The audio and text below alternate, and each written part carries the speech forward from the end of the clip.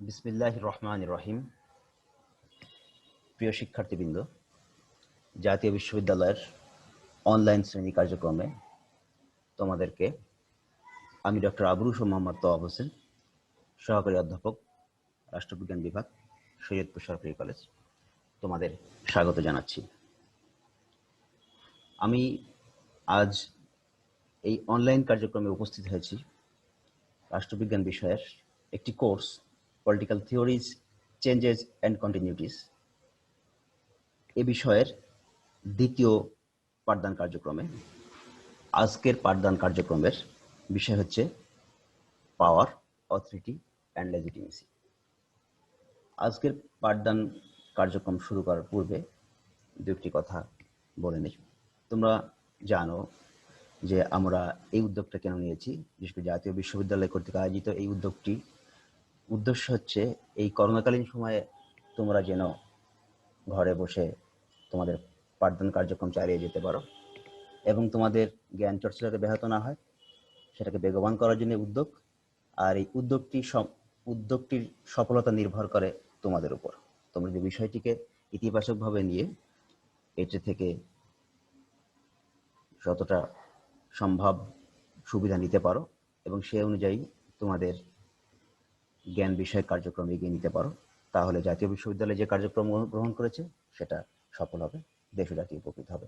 যাই হোক, আমরা চলে যাচ্ছি আমাদের আজকের পাঠদানের মূল বিষয়, পাওয়ার, অথরিটি এবং লেজিটিমেসি। আমরা সেশনের প্রথমে আমরা দেখে নিব যে আজ আমরা কোন বিষয়ে পাঠদান করতে যাচ্ছি। তার অর্থ হচ্ছে আজকের সেশনের লার্নিং আউটকামগুলো কী কী। আজকের সেশন লার্নিং আউটকাম আমরা নির্ধারণ করেছি হোয়াট ইজ পাওয়ার, ক্ষমতা কি, হোয়াট ইজ পলিটিক্যাল পাওয়ার, রাজনৈতিক ক্ষমতা কি, হোয়াট ইজ অথরিটি, কর্তৃত্ব কি, হোয়াট ইজ লেজিটিমেসি, বৈধতা কি, হোয়াই নেক্সাস এবং পাওয়ার, অথরিটি অ্যান্ড লেজিটিমেসি ম্যাটার্স, কেন ক্ষমতা, কর্তৃত্ব এবং বৈধতার সম্পর্ক গুরুত্বপূর্ণ, সে বিষয়ে আমরা আজকের এই পাঠদানে আলোচনা করব। যাই হোক, আমরা যেহেতু আমাদের আজকের issue power, authority and legitimacy, আমরা প্রথমেই চলে যাচ্ছি যে পাওয়ার বলতে আমরা কি বুঝি।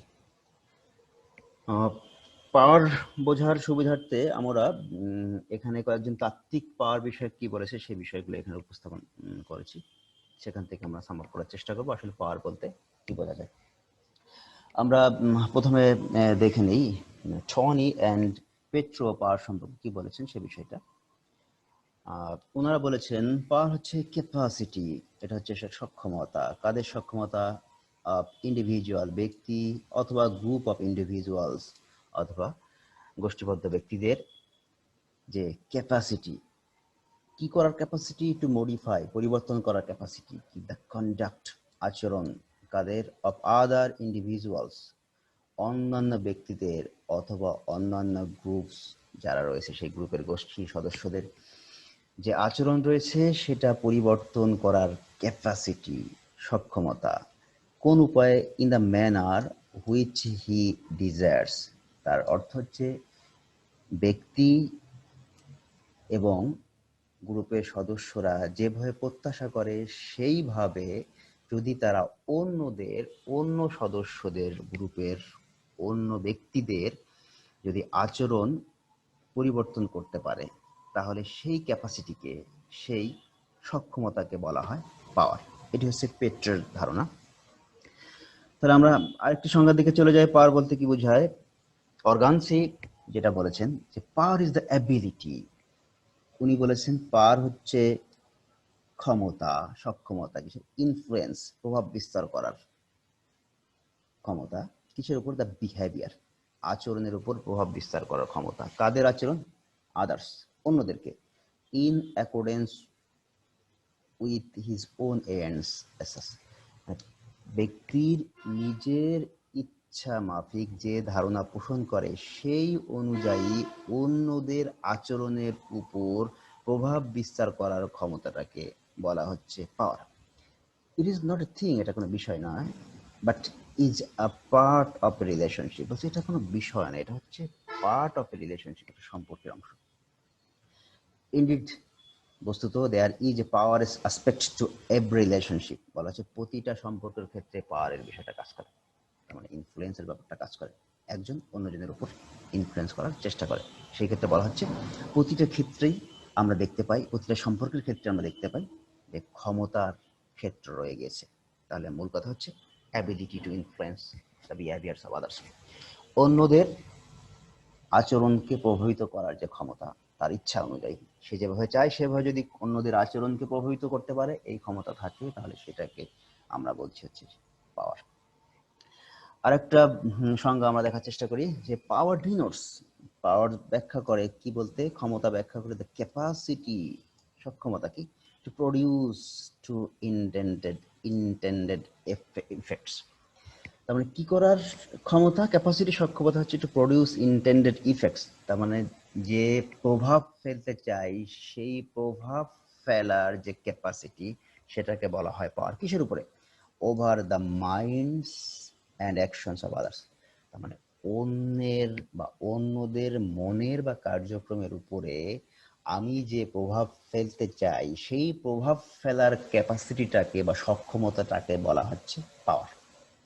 তাহলে আমরা মোটা দাগে পাওয়ার বলতে বা ক্ষমতা বলতে কি বোঝায় সেটা আমরা দেখার চেষ্টা করলাম তিনজন তাত্ত্বিকের দৃষ্টিকোণ থেকে। তাহলে আমরা দেখে নেই আসলে পাওয়ার বলতে কি বোঝায়, বা আমরা এখান থেকে যে ধারণাটা পেলাম ক্ষমতা বলতে কি বুঝি, সেই বিষয়টি আমরা একটু দেখার চেষ্টা করি সংক্ষেপে।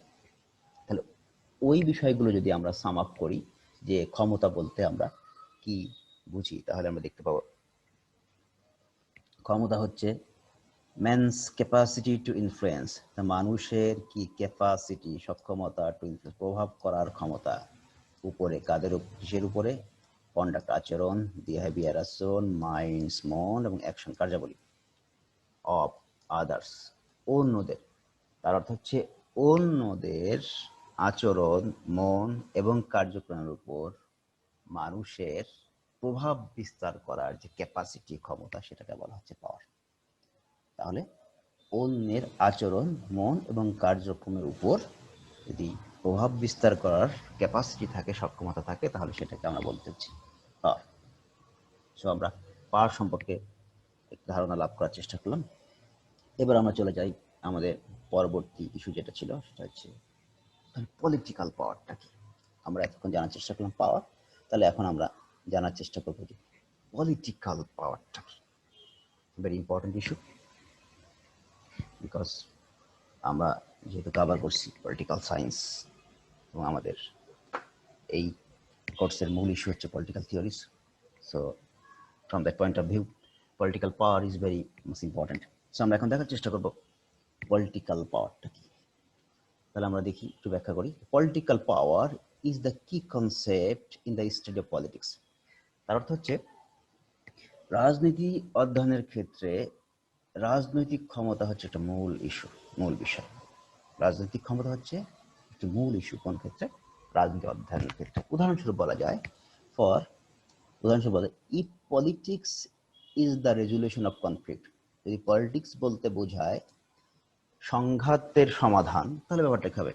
সেক্ষেত্রে the distribution of power within a political community, তাহলে কি হয়? ডিস্ট্রিবিউশন, বন্টন অফ পাওয়ার, ক্ষমতার বন্টন কোথায়? উইদিন আ পলিটিক্যাল কমিউনিটি, একটি রাজনৈতিক সম্প্রদায়ের মধ্যে এই ক্ষমতার বন্টনটা ডিটারমাইন্স, নির্ধারণ করে, হাউ দ্য কনফ্লিক্টস, কিভাবে কনফ্লিক্ট, সংঘাত, ইজ টু বি রিজলভড, কিভাবে ওই সংঘাতটা সমাধান করা হবে, সেটা ডিপেন্ড করে ওই রাজনৈতিক সম্প্রদায়ের মধ্যে কিভাবে ক্ষমতাটা বন্টিত তার উপরে, এবং whether the resolution is to be effectively observed by all the parties, এবং ওই সংঘাতের সমাধান কল্পে যে কাজগুলো ইফেক্টিভলি অবজার্ভ করা হচ্ছে কিনা, সেটাও ডিপেন্ড করবে কিসের উপরে? যে নির্ভর করবে ওই ক্ষমতার বন্টনটা যথাযথ হয়েছে কিনা। তাহলে বলা যায় যে পলিটিক্যাল পাওয়ার যেহেতু একটা মূল কনসেপ্ট হচ্ছে পলিটিক্যাল বা পলিটিক্স বা রাজনীতি অধ্যয়নের একটি মূল কনসেপ্ট পলিটিক্যাল পাওয়ার। সেটা বোঝার ক্ষেত্রে আমরা দেখতে পাচ্ছি যে আমরা যদি মনে করি যে politics is the resolution of conflict, রাজনীতি হচ্ছে কনফ্লিক্টের সমাধানকল্পে কাজ করে, তাহলে এক্ষেত্রে বলা যায় ডিস্ট্রিবিউশন অফ পাওয়ার মানে ক্ষমতার বন্টন উইদিন আ পলিটিক্যাল কমিউনিটি একটি রাজনৈতিক সম্প্রদায়ের মধ্যে ইজ ভেরি মাচ ইম্পর্টেন্ট। কারণ এই distribution of power determines how the conflict is to be resolved এবং সোসাইটির সদস্যরা বিষয়টা ইফেক্টিভ নেবে কিনা, কার্যকরভাবে নেবে কিনা, দেখবে কিনা ওই কমিউনিটির সদস্যরা বা কমিউনিটির যে সমস্ত গোষ্ঠী রয়েছে তারা, সেটা ডিপেন্ড করে দ্য ডিস্ট্রিবিউশন অফ পাওয়ার। তাহলে ক্ষমতার বন্টনটা কিভাবে হয়েছে, তাহলে আমরা দেখতে পাচ্ছি যে ক্ষমতার বন্টনটা খুবই গুরুত্বপূর্ণ একটা পলিটিক্যাল কমিউনিটির মধ্যে। এই জন্য পলিটিক্যাল পাওয়ারটাকে যদি বুঝতে চাই তাহলে আমাদেরকে ওই সোসাইটির ডিস্ট্রিবিউশন অফ পাওয়ারটাকে বুঝতে হবে। তাহলে ডিস্ট্রিবিউশন অফ পাওয়ারটা হচ্ছে পলিটিক্যাল পাওয়ারের একটি গুরুত্বপূর্ণ অ্যাসপেক্ট। আমরা আরেকটি সংজ্ঞা দিকে চলে যাই। Political power is a psychological relations. Political পাওয়ার বলতে বোঝাচ্ছে একটা সাইকোলজিক্যাল সম্পর্ক, একটা মানসিক সম্পর্ক কাদের মধ্যে, বিটুইন দোজ হু এক্সারসাইজ ইট, যারা এই ক্ষমতা রাজনৈতিক ক্ষমতাটা চর্চা করে, and those over hmm it is exercised, এবং যাদের উপর এই ক্ষমতাটা চর্চা করা হয়। তার যারা ক্ষমতা চর্চা করছে এবং যাদের উপর ক্ষমতা চর্চা করছেন তাদের মধ্যে একটা সাইকোলজিক্যাল রিলেশনশিপটা হচ্ছে পলিটিক্যাল পাওয়ার। Very important. পলিটিক্যাল পাওয়ার ছাড়া কোনো সোসাইটি হতে পারে না। রাষ্ট্র ব্যবস্থা যখন আছে তখন থেকে পলিটিক্যাল পাওয়ার রয়েছে। তাহলে পলিটিক্যাল পাওয়ারের ক্ষেত্রে দুটো পক্ষ, যারা ক্ষমতা এক্সারসাইজ করছে, চর্চা করছে, এবং যাদের উপর ক্ষমতা চর্চা করা হচ্ছে তাদের মধ্যে একটা সাইকোলজিক্যাল রিলেশনশিপ, একটা মানসিক সম্পর্ক বিরাজ করে। তাহলে ওই সম্পর্কটা, মানসিক সম্পর্কটা হচ্ছে পলিটিক্যাল পাওয়ার, রাজনৈতিক ক্ষমতা। Very important. আমরা আরেকটা সংজ্ঞার দিকে যাই, সেটা হচ্ছে political power has a mission. Political power একটা উদ্দেশ্য রয়েছে, অ্যান্ড অথরিটি, কর্তৃত্ব রয়েছে, to which no other can claim. তার মানে political power has a mission, political power রয়েছে একটা উদ্দেশ্য, একটা অথরিটি, যার মাধ্যমে to which no other can claim. যেহেতু পলিটিক্যাল পাওয়ারের নির্দিষ্ট উদ্দেশ্য এবং কর্তৃত্ব রয়েছে, অন্য কেউ এটা ক্লেম করে না।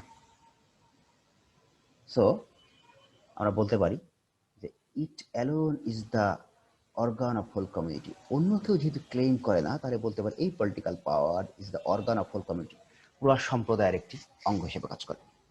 তাহলে আমরা বলতে পারি রাজনৈতিক ক্ষমতার যেটা একটা স্পেসিফিক মিশন এবং অথরিটি রয়েছে, সেহেতু অন্য কেউ আর এই পাওয়ারটা ক্লেম করে না। সে ফর এক্সাম্পল, একটা গভর্নমেন্ট নির্বাচিত হয়ে এসেছে, পরবর্তী 5 বছর আর অন্য কেউ ক্লেম করতে পারবে না ওই পাওয়ারটা আমার। যতক্ষণ পর্যন্ত সরকার ক্ষমতায় রয়েছে, নির্বাচিত সরকার, ততক্ষণ পর্যন্ত তার একটি মিশন, একটি অথরিটি রয়েছে, এটা অন্য কেউ ক্লেম করতে পারবে না। পুরা ওই সময়টা ধরে সে পুরা একটা হোল কমিউনিটির উপরে সে কি করবে, একটা অর্গান হিসেবে কাজ করবে, একক অর্গান হিসেবে কাজ করবে পলিটিক্যাল পাওয়ার। যাই হোক, তাহলে আমরা একটু সংক্ষেপে দেখে নেওয়ার চেষ্টা করি পলিটিক্যাল পাওয়ার বলতে আসলে আমরা কি বুঝি। সামারি অফ পলিটিক্যাল পাওয়ার, এটা বলা যায় পলিটিক্যাল পাওয়ার হচ্ছে ডিস্ট্রিবিউশন অফ পাওয়ার। এটা হচ্ছে একটা ক্ষমতার বন্টন ফর ইফেক্টিভ সলিউশন, এবং যথাযথ রেজুলেশন করার জন্য, যথাযথ প্রবলেম সলভিং এর জন্য, কনফ্লিক্ট সলভিং এর সলিউশনের জন্য কি করা হয়, পলিটিক্যাল পাওয়ার কে বলতে বোঝা যায় এটা হচ্ছে ডিস্ট্রিবিউশন অফ পাওয়ার, এটা হচ্ছে ক্ষমতার বন্টন। আর একটা কি বলা যায় পলিটিক্যাল পাওয়ারকে, রাজনৈতিক ক্ষমতাকে কি বলা যায়, এটা সাইকোলজিক্যাল রিলেশনশিপ আমরা বলেছি। এটা হচ্ছে একটা মানসিক সম্পর্ক, কিসের মধ্যে, বিটুইন দ্য এক্সিকিউটর, যারা ক্ষমতা বাস্তবায়ন করে, এবং দ্য এক্সিকিউটেড, যাদের উপর ক্ষমতা চর্চা করা হয়।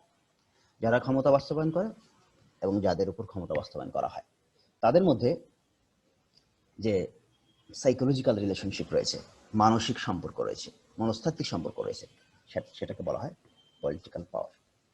ভেরি ইম্পর্টেন্ট ইস্যুটা। আরেকটি বিষয় হচ্ছে unparalleled claim in terms of mission and claim for the whole community. তার মানে unparalleled claim, মানে এই ক্লেইমটা অডিট আর কেউ করবে না। যখন পলিটিক্যাল পাওয়ারটা প্রতিষ্ঠিত হয়েছে তখন তার এই মিশনের ক্ষেত্রে এবং সে যে কার্যাবলী সম্পাদন করছে সেই ক্ষেত্রে সে পুরো হোল কমিউনিটিটাকে কভার করবে। অন্য কেউ এই বিষয়টা আর ওই নির্দিষ্ট সময়ে ক্লেইম করবে না। তাহলে বলা হচ্ছে যে এটা আনপ্যারালাল ক্লেইম, মানে যে গোষ্ঠী পলিটিক্যাল পাওয়ারটা ধারণ করে ওই নির্দিষ্ট সময়ের জন্য, আমরা যেটা আগে বলেছি নির্বাচনের পরে যারা নির্বাচিত হয়, যা পলিটিক্যাল পাওয়ারটা হোল্ড করে, সেক্ষেত্রে তাদের আনপ্যারালাল ক্লেইম, কারণ ওই ক্লেইম আর করবে না, ওই নির্দিষ্ট সময় পর্যন্ত তারা ওই পাওয়ারটা এক্সারসাইজ করবে। পলিটিক্যাল পাওয়ার আমি তিনটা বিষয় এখানে দেখতে পাচ্ছি, একটা হচ্ছে ডিস্ট্রিবিউশন অফ পাওয়ার, একটা হচ্ছে মনস্তাত্ত্বিক সম্পর্ক, আর একটা হচ্ছে যে ক্লেইমটা হবে ইন টার্মস অফ মিশন, সেই ক্ষেত্রে কি হবে অন্য কেউ আর ক্লেইম করবে, পুরা একটা হোল কমিউনিটির অর্গান হিসেবে পলিটিক্যাল পাওয়ারটা তখন কাজ করবে। যাই হোক, আমরা পাওয়ার বিষয় দেখার চেষ্টা করলাম দুটো অ্যাসপেক্ট, একটা হচ্ছে পাওয়ার কি এবং একটা হচ্ছে পলিটিক্যাল পাওয়ার কি, এই দুটো জিনিস আমরা কভার করার চেষ্টা করলাম। এবার আমরা চলে যাব আমাদের আজ তৃতীয় শিখন পদ, যেটা ছিল যে অথরিটি।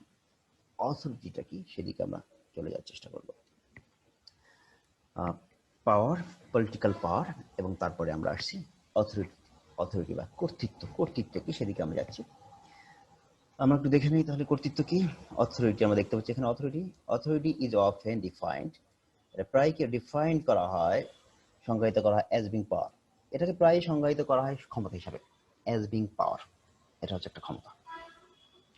তাহলে অথরিটি হচ্ছে একটা ক্ষমতা। কোন ক্ষমতা? দ্য পাওয়ার, এটা হচ্ছে ক্ষমতা টু কমান্ড, আদেশ করার ক্ষমতা, টু অবিডেন্স, আনুগত্য করো, এই বিষয়ে আদেশ করার যে ক্ষমতা সেটাকে বলা হয় অথরিটি।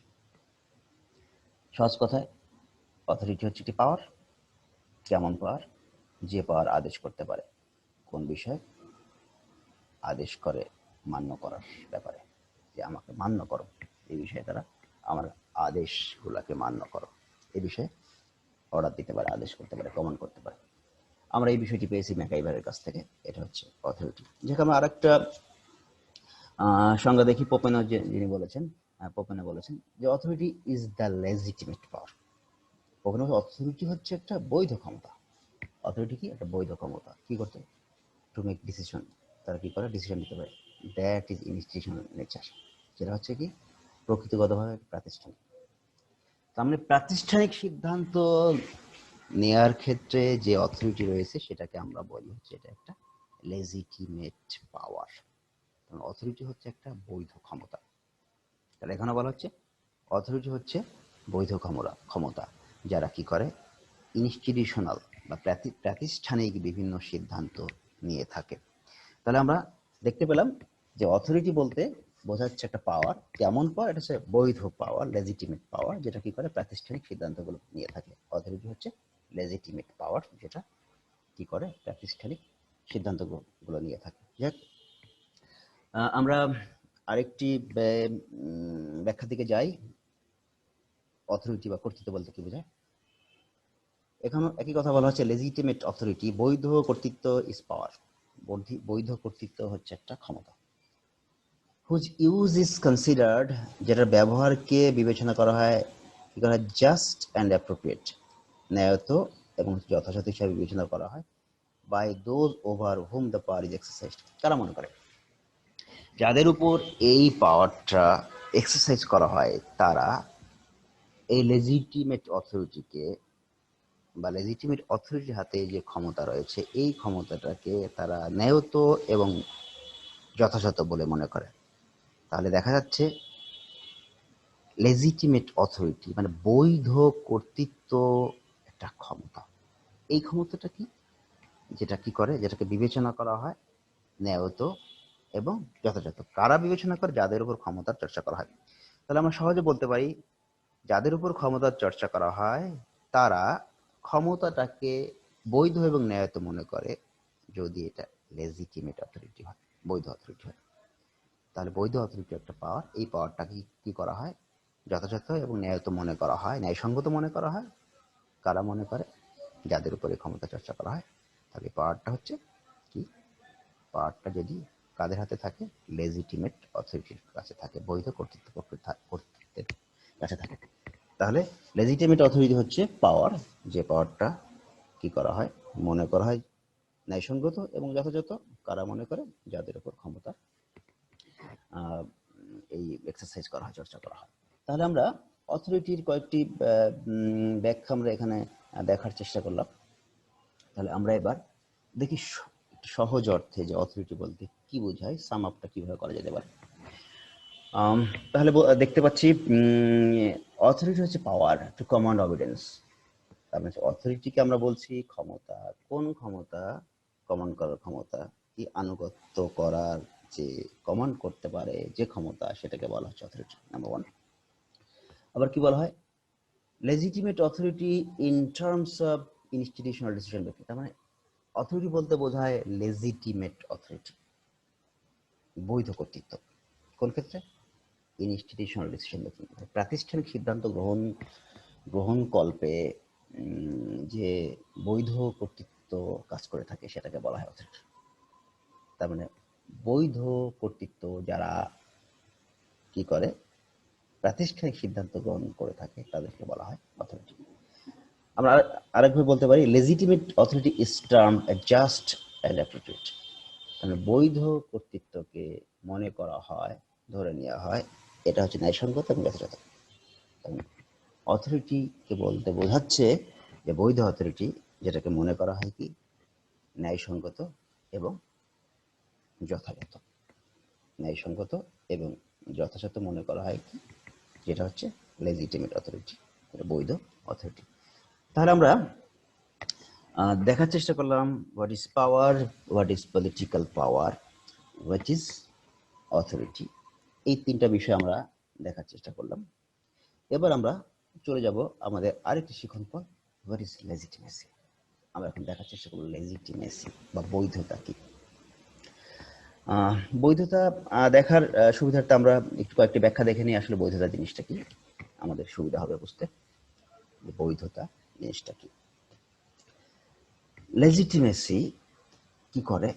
লেজিটিমেসি, বৈধতা, ইনভলভস, অন্তর্ভুক্ত করে কি, দ্য ক্যাপাসিটি, সক্ষমতা অব দ্য সিস্টেম, যে পদ্ধতি রয়েছে সে পদ্ধতির সক্ষমতাকে অন্তর্ভুক্ত করে। সক্ষমতা কোন ক্ষেত্রে? টু মেইনটেইন, বজায় রাখতে, দ্য বিলিফ, দ্যাট, কোন বিলিফ, বিশ্বাস, দ্যাট এক্সিস্টিং পলিটিক্যাল ইনস্টিটিউশনস, বিদ্যমান রাজনৈতিক প্রতিষ্ঠানসমূহ আর most appropriate for the society, যে বিদ্যমান যে রাজনৈতিক কাঠামো রয়েছে সমাজে সেগুলো যথাযথ, মোস্ট অ্যাপ্রোপ্রিয়েট, অধিকতর যথাযথ, এই বিশ্বাসটা বজায় রাখার যদি ক্যাপাসিটি থাকে কোনো কর্তৃপক্ষের, তাহলে আমরা বলবো সেই কর্তৃপক্ষের লেজিটিমেসি রয়েছে। তার অর্থ কোনো নির্বাচিত রাজনৈতিক দল যখন ক্ষমতা গ্রহণ করে তখন তার অধীনে যত ইনস্টিটিউশনগুলো রয়েছে, পলিটিক্যাল ইনস্টিটিউশনগুলো রয়েছে, সেই পলিটিক্যাল ইনস্টিটিউশনগুলোর যে প্র্যাকটিসগুলো রয়েছে, যে ফাংশন রয়েছে, যে কার্যাবলী রয়েছে, সেইগুলা যদি সাস্টেইন করার বা মেইনটেইন করার বা টিকিয়ে রাখার বা চালিয়ে নেওয়ার যদি ক্যাপাসিটি সেই কর্তৃপক্ষ ধারণ করে, তাহলে আমরা বলবো তার লেজিটিমেসি রয়েছে। কারণ যদি কোনো নির্বাচিত সরকার যদি তার অধীনে যতগুলো রাজনৈতিক কার্যাবলী রয়েছে, পলিটিক্যাল ইনস্টিটিউশন রয়েছে, সেই ইনস্টিটিউশনগুলোর বা প্রতিষ্ঠানগুলোর মধ্যে যে চর্চাগুলো রয়েছে, সেই চর্চাগুলা মানে যে ফাংশনগুলো রয়েছে সেগুলো বজায় রাখতে পারে বা সেগুলো পরিচালনার যে ক্যাপাসিটি ধারণ করে থাকে, এবং সেই ক্ষেত্রে যদি জনগণের সাপোর্ট থেকে থাকে, তাহলে আমরা বলতে পারি সেখানে লেজিটিমেসি বা বৈধতা রয়েছে। মোটাদাগে বলা যায় জনগণের সম্মতি নিয়ে যখন একটি দল ক্ষমতায় অধিষ্ঠিত হয়, রাজনৈতিক সরকার গঠন করে, তাহলে আমরা বলি এটা লেজিটিমেট গভর্নমেন্ট, এবং তাকে আমরা বলবো ক্যাপাবল গভর্নমেন্ট, সক্ষম গভর্নমেন্ট। কখন? যদি আমরা দেখি তার অধীনে যে সমস্ত রাজনৈতিক প্রতিষ্ঠানগুলো রয়েছে, সেই প্রতিষ্ঠানগুলোর যে বিলিফ রয়েছে, বিশ্বাস রয়েছে বা কার্যাবলী রয়েছে, চর্চা রয়েছে, সেগুলো যদি বজায় রাখতে পারে, পরিচালনা করতে পারে, টিকিয়ে রাখতে পারে, এবং জনগণের কনসেন্ট যদি সেখানে থাকে, তাহলে আমরা বলবো এটা হচ্ছে একটা লেজিটিমেসি, বৈধতা, মানে জনগণ কর্তৃক বৈধতা। আরেকটা সংজ্ঞা আমরা দেখার চেষ্টা করি। লেজিটিমেসি ক্যান বি ডিফাইন্ড কি বলা হচ্ছে, লেজিটিমেসি, বৈধতা, ক্যান বি ডিফাইন্ড, সংজ্ঞায়িত করা যেতে পারে, অ্যাজ দ্য এক্সটেন্ট, এই মাত্রায়, টু হুইচ দ্য কোঅপস মানে সদস্যরা, ওই সোসাইটির সদস্যরা অ্যাকসেপ্ট, গ্রহণ করে, কি ন্যাচারালি উইদাউট কোশ্চেন। তার মানে যে সোসাইটির কর্তৃত্ব রয়েছে, সেই কর্তৃত্বের সদস্যরা যদি ওই কর্তৃপক্ষকে গ্রহণ করে, কিভাবে, ন্যাচারালি উইদাউট কোশ্চেন, বিনা প্রশ্নে তারা যে মেনে নেয় ওই কর্তৃপক্ষকে, তাহলে আমরা বলবো সেখানে লেজিটিমেসি রয়েছে, বৈধতা রয়েছে।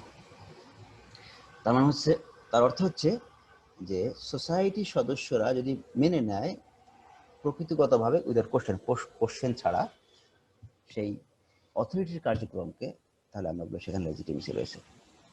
The organization on which it belongs, তার মানে যে অর্গানাইজেশনে রয়েছে এই সদস্যরা, সেই সদস্যদের ওই অর্গানাইজেশনের যে কর্তৃত্ব রয়েছে, সেই কর্তৃত্বকে বিনা কোশ্চেনে, বিনা প্রশ্নে যদি মেনে নেয়, তাহলে আমরা বলবো সেখানে লেজিটিমেসি বা বৈধতা রয়েছে। আমরা আরেকটি সংজ্ঞা দেখার চেষ্টা করলাম। এবার আরেকটা ব্যাখ্যার দিকে যাই, যে লেজিটিমেসি বা বৈধতা বলতে কি বোঝায়। এখানে বলা হচ্ছে লেজিটিমেসি ইজ দ্য প্রিন্সিপাল, বৈধতা হচ্ছে একটি নীতিমালা, কিসের, হুইচ ইন্ডিকেটস, যেটা নির্দেশ করে, কি নির্দেশ করে, দ্য অ্যাকসেপ্টেন্স, গ্রহণযোগ্যতা, কিসের গ্রহণযোগ্যতা, on the part of the public of the occupancy of political office. তার অর্থ হচ্ছে জনগণ কর্তৃক যে গ্রহণযোগ্যতা, লেজিটিমেসি হচ্ছে গ্রহণযোগ্যতার, কিসের গ্রহণযোগ্যতা, কাদের কর্তৃক গ্রহণযোগ্যতা, জনগণ কর্তৃক গ্রহণযোগ্যতা, কাদের, যে দ্য অকুপেন্সি, গ্রহণ অফ পলিটিক্যাল অফিস, রাজনৈতিক অফিস, মানে যেমন সরকার একটা রাজনৈতিক অফিস, এই জাতীয় অফিসের কথা বলা হচ্ছে। এই জাতীয় পদ পদবি যারা গ্রহণ করে, সেই গ্রহণ করার ক্ষেত্রে যদি জনগণ এটাকে মেনে নেয়, তাহলে এই মেনে নেওয়াটাকে বলা হয় লেজিটিমেসি, বৈধতা। তার অর্থ বলা হচ্ছে যে যদি কোনো দল বা গোষ্ঠী ক্ষমতায় অধিষ্ঠিত হয়, সে অধিষ্ঠিত হওয়াকে যদি জনগণ মেনে নেয় এবং তারা যে কর্তৃত্ব গ্রহণ করে, সেই গ্রহণ করাটাকে যদি তারা মেনে নেয়, তাহলে আমরা বলতে পারি লেজিটিমেসি। উদাহরণস্বরূপ বলা যায় যে বিভিন্ন রাষ্ট্র ব্যবস্থায় জনগণ যখন ভোটাধিকার প্রয়োগ করার মাধ্যমে কোনো দলকে ক্ষমতায় অধিষ্ঠিত করে, তখন সেই দলের কার্যক্রমকে জনগণ মেনে নেয়। কেন মেনে নেয়? তারাই বলতে জনগণই ভোটাধিকার প্রয়োগের মাধ্যমে ওই পলিটিক্যাল পার্টি বা রাজনৈতিক দলটিকে ক্ষমতায় পাঠিয়েছে। যেহেতু এটা একটা প্রসেস, একটা সিস্টেম, একটা পদ্ধতি, একটা বৈধ পদ্ধতি, এই পদ্ধতির মধ্য দিয়ে রাজনৈতিক দল ক্ষমতায় এসে সরকার গঠন করেছে, তাহলে ওই রাজনৈতিক দলগুলোকে মেনে নিচ্ছে, অ্যাকসেপ্টেন্স, মেনে নিচ্ছে, গ্রহণ করছে, আর এই গ্রহণ করাটাকে বলা হচ্ছে বৈধতা। তাহলে আমরা দেখতে পাচ্ছি যে রাজনীতিতে যারা ক্ষমতায় অধিষ্ঠিত হয়ে তারা ক্ষমতা গ্রহণ করে, আর এই ক্ষমতা গ্রহণের প্রক্রিয়াটা যদি জনগণের কনসেন্টের উপর হয়, জনগণের মতামতের ভিত্তিতে হয়, বা সমাজের বসবাসকারী সদস্যগণের মতামতের ভিত্তিতে হয়, তাদের যদি সম্মতি থেকে থাকে, তাহলে এই ক্ষমতা গ্রহণকে বা এই কর্তৃত্বে অধিষ্ঠিত হওয়াকে বলা হয় লেজিটিমেসি বা বৈধতা। তাহলে আমরা একটু সংক্ষেপে দেখে নেওয়ার চেষ্টা করি যে লেজিটিমেসি বলতে আমরা কি বুঝি। আমরা দেখতে পাচ্ছি এখানে সামারি অফ লেজিটিমেসি। লেজিটিমেসি হচ্ছে ক্যাপাসিটি। আমরা দেখতে পাচ্ছি লেজিটিমেসি হচ্ছে কি ক্যাপাসিটি কি উইথ কোঅপস কনসেন্টস, তার মানে হচ্ছে তার সদস্য তাদের কনসেন্টের ভিত্তিতে কি হচ্ছে যে ক্যাপাসিটি ডেভেলপ করে, সক্ষমতা ডেভেলপ করে, কি করার জন্য, to maintain existing practices remaining in the political institution.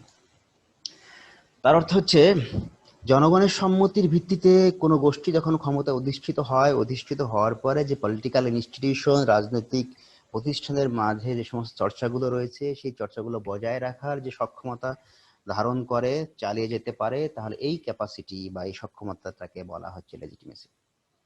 Very important. the co-ops concept, consents সম্মতি, co-ops means people consents নিয়ে যদি কোনো পলিটিক্যাল পার্টি ক্ষমতায় অধিষ্ঠিত হয় এবং অধিষ্ঠিত হওয়ার পরে যে সমস্ত রাজনৈতিক প্রতিষ্ঠান সমূহের যে প্র্যাকটিস বা চর্চা রয়েছে সেই চর্চাগুলো বজায় রাখতে পারে, চালিয়ে নিতে পারে, এই চালিয়ে নেওয়া বা বজায় রাখার যে সক্ষমতা, এই সক্ষমতাটাকে বলা হচ্ছে লেজিটিমেসি। তার মানে with the কনসেন্টস of the people, জনগণের সম্মতিতে যে ক্যাপাসিটি গ্রো করে সেটাকে বলা হচ্ছে লেজিটিমেসি।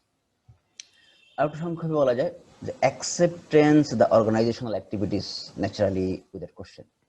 তার মানে যে অ্যাক্টিভিটিস গুলো করা হয়, বিশেষ করে আমাদের সরকারের উদাহরণ দেই, সরকার বা কোনো পলিটিক্যাল কর্তৃপক্ষ যে কার্যাবলীগুলো সম্পাদন করে, সেই কার্যাবলী যদি জনগণ বিনা প্রশ্নে মেনে নেয় তাহলে আমরা বলি সেখানে লেজিটিমেসি রয়েছে।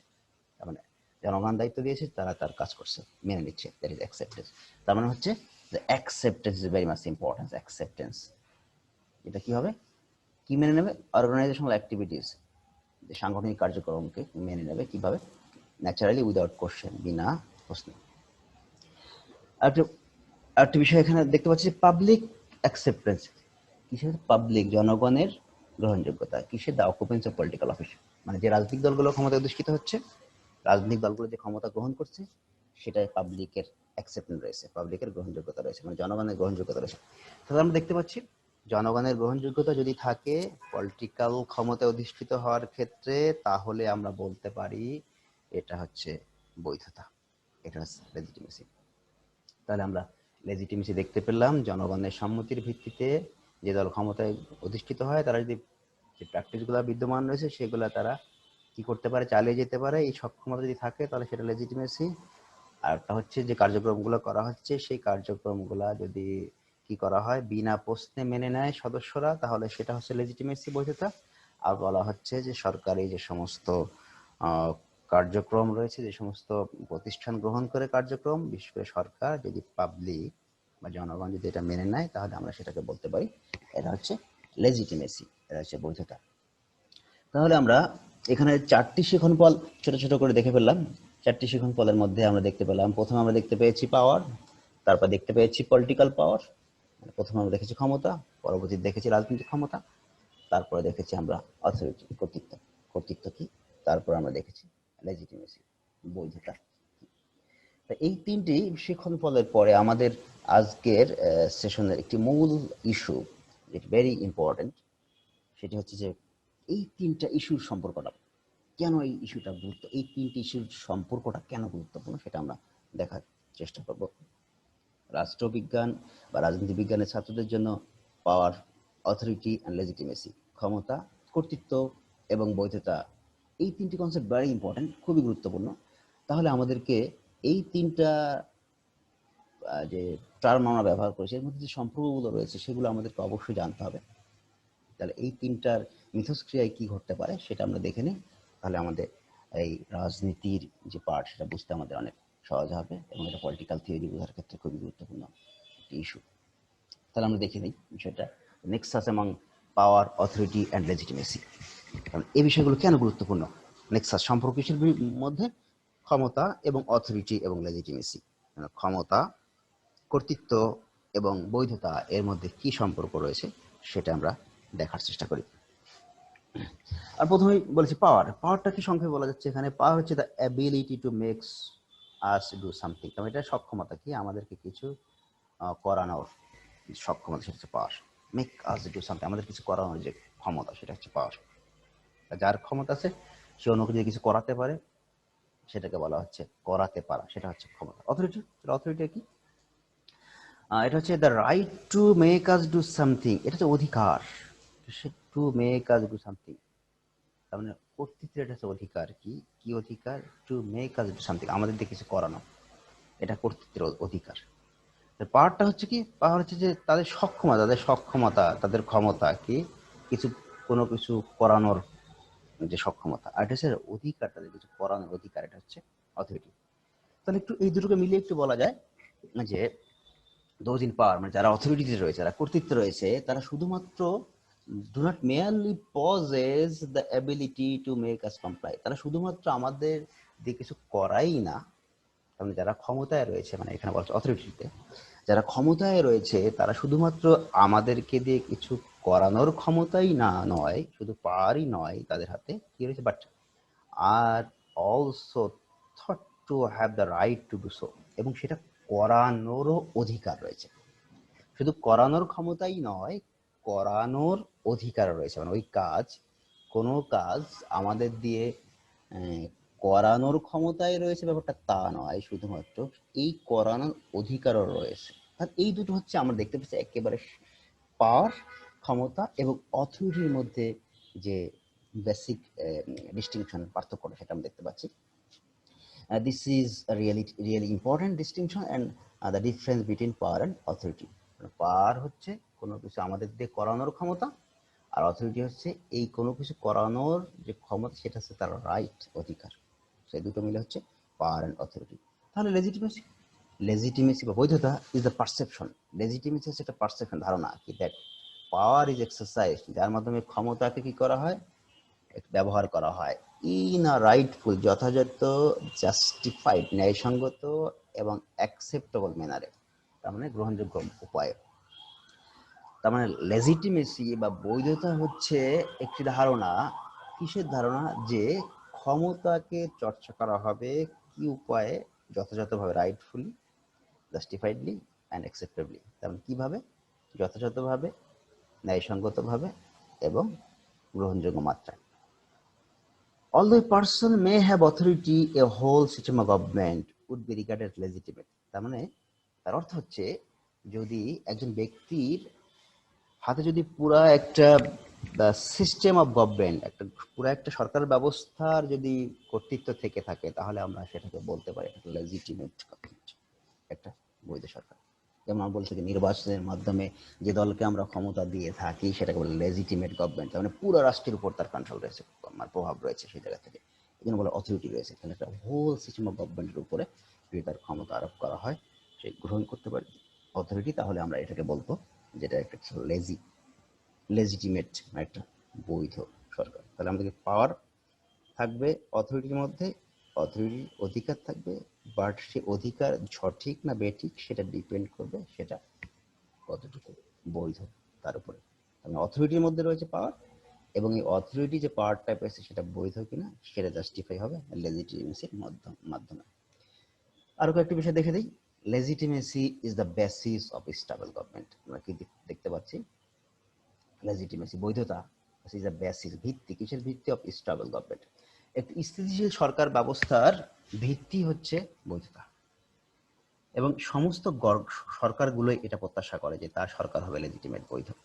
এটা কিভাবে বিচার করে, হাউ দে অ্যাচিভ ইট, কিভাবে তারা ক্ষমতাটা পেল, and keep it is essential to the study of political regimes, এবং কিভাবে সেটা বজায় রাখলো, এটা খুব গুরুত্বপূর্ণ। ক্ষমতাটা কিভাবে পেলো, সেটা বৈধ কি না সেটা যে অর্জন করলো সেটা জানা, এবং সেটা কিভাবে বজায় রাখলো সে বিষয়গুলো খুব ইম্পর্টেন্ট। তাহলে আমরা বলতে পারছি স্টেবল গভর্নমেন্টের ক্ষেত্রে বৈধতা একটি খুবই গুরুত্বপূর্ণ বিষয়।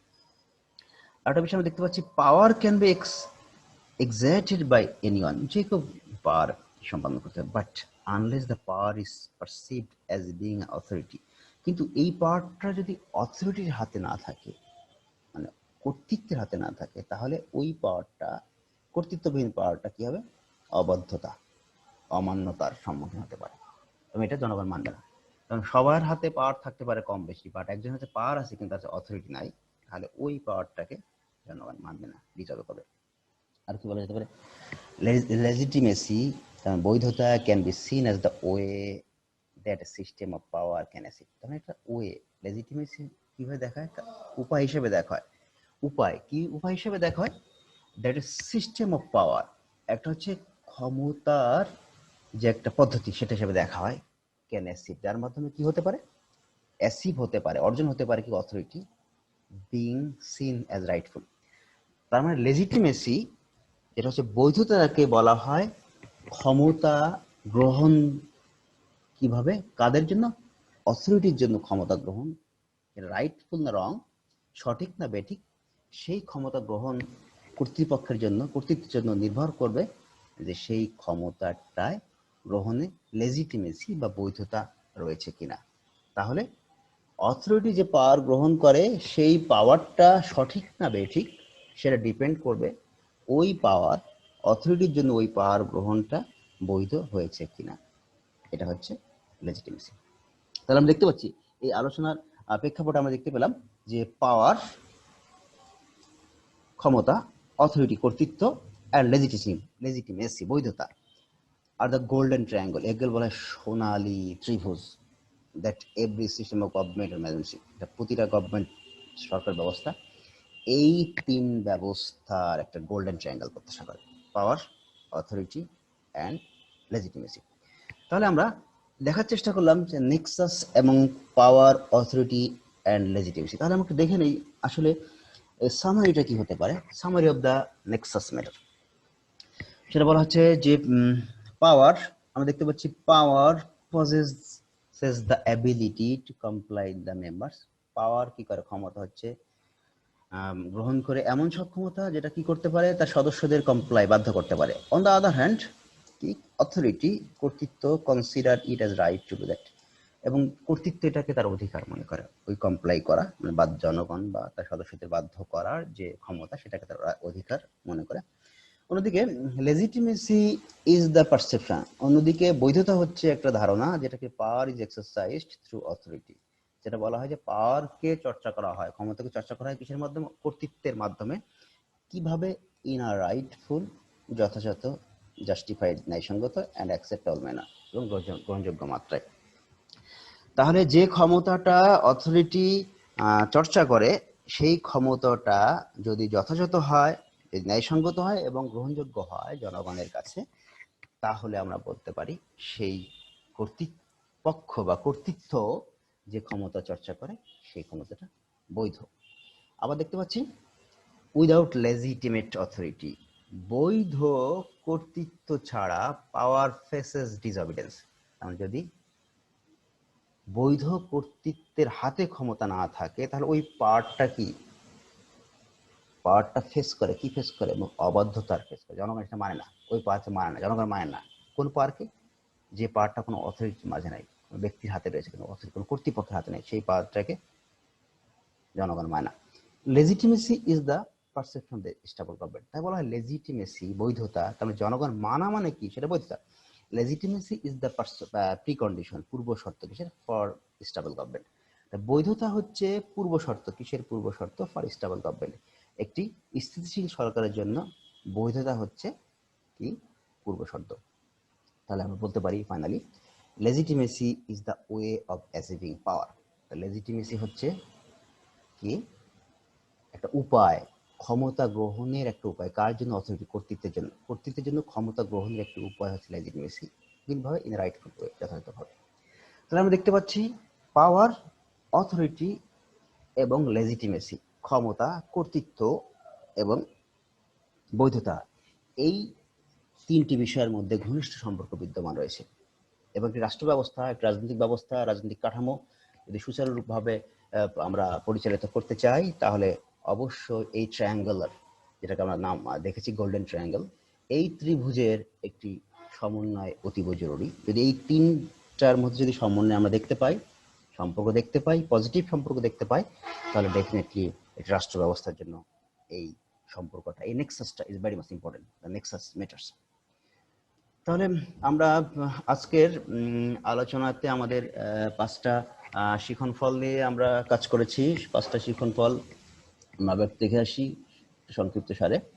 আমরা দেখেছিলাম যে ক্ষমতা কি, আমরা দেখেছি পলিটিক্যাল পাওয়ার, রাজনৈতিক ক্ষমতা কি, আমরা দেখেছি অথরিটি, অর্থ কর্তৃত্ব কি, আমরা দেখেছি লেজিটিমেসি, বৈধতা কি, এবং আমরা এই তিনটার মধ্যে অথরিটি, ক্ষমতা এবং কর্তৃত্বের মাঝে একটা যে সম্পর্ক রয়েছে এবং এটা যে রাষ্ট্র ব্যবস্থার জন্য খুবই গুরুত্বপূর্ণ সেটা আমরা দেখার চেষ্টা করলাম। আমরা এই 5টি শিখন পদের আলোকে আমরা তোমাদেরকে, প্রিয় শিক্ষার্থীবৃন্দ, তোমাদেরকে আমরা মোটামুটি এই 3টি কনসেপ্টের কিছু আইডিয়া আমরা দেওয়ার চেষ্টা করলাম। আমরা জানি একটি 40 মিনিটের একটি সীমিত সময়ের মধ্যে আমাদের এই বিষয়গুলো কভার করতে হয়েছে। জাস্ট কিছু বেসিক আইডিয়া আমরা দেওয়ার চেষ্টা করেছি। তোমরা যদি আরো ব্যাপকভাবে বিষয়গুলো জানতে চাও, আমরা এখানে কিছু রেফারেন্স দিয়েছি, যে রেফারেন্সগুলো ব্যবহার করা হয়েছে এই সেশনটা তৈরি করার জন্য। তোমাদেরকে এই রেফারেন্সগুলো অনেক কাজে দিবে, কাজে লাগবে, তোমরা এগুলা দেখবে। আমি আশা করি যে আজকের সেশন থেকে আমরা মোটামুটি অথরিটি, পাওয়ার এবং লেজিটিমেসির মধ্যে একটা সম্পর্ক এখানে দাঁড়া করানোর চেষ্টা করেছি, তাদের সংজ্ঞানগুলো করেছি, তাদের মূল কথাগুলো কি সেটা দেখানোর চেষ্টা করেছি। এটা তোমাদেরকে যদি তোমরা এটা মনোযোগ সহকারে দেখো এবং আরও পড়াশোনা করো এই বিষয়ের উপর, তাহলে এটি তোমাদেরকে অবশ্যই কাজে লাগবে। এবং আশা করি জাতীয় বিশ্ববিদ্যালয় এই অনলাইন কার্যক্রম হাতে নিয়েছে। তোমরা যদি এই সেশনটাকে সেভাবে মনোযোগ সহকারে দেখো এবং এটা থেকে যদি তোমরা লাভবান হও, তাহলে আমরা আশা করি জাতীয় বিশ্ববিদ্যালয় যে উদ্দেশ্যে এই সেশনটা চালু করেছে সেটা ফ্রুটফুল হবে, ফলদায়ক হবে এবং তোমরা এ থেকে উপকৃত হবে, জাতীয় উপকৃত হবে। তোমাদেরকে অসংখ্য ধন্যবাদ আজকের এই সেশনটি উপভোগ করার জন্য। আসসালামু আলাইকুম ওয়া রাহমাতুল্লাহ।